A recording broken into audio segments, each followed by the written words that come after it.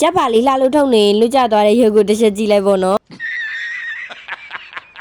ကဲဒီနေ့ကတော့အန်ပေါင်းစင်းလုံးမှာပဲဖြစ်ပါတယ်ပါစရာတစ်ခုတည်းတော့မဟုတ်ဘူးနော်၃ခုတောင်မှာပဲအန်ပေါင်းစင်းလုံးပဲကဲပထမတစ်ခုကတော့ EE ရဲ့ customer လေးတွေကိုပေါ့နော်ကျက်ပါလေးနဲ့လှလှလေးပို့ချင်တာဖြစ်တဲ့အတွက်ကြောင့်မလို့ဒါထပ်ပြီးတော့မှမှာထားပါတယ်ရှင်ကဲဒီဟာလေးကတော့အသေးပေါ့နော်ဂျူလီဆိုလို့ရှိရင်လည်း2ခဲမီမီဘိုးဆိုလို့ရှိရင်လည်း2ခဲဆက်နဲ့ပါလေးပါကဲဒါလေးကကြတော့10ခဲဆက်နဲ့ပါလေးပဲဖြစ်ပါတယ်အခုကစပြီးတော့မှကျက်ပါလှလှလေးတွေနဲ့ပို့ပြီးတော့မယ်နော်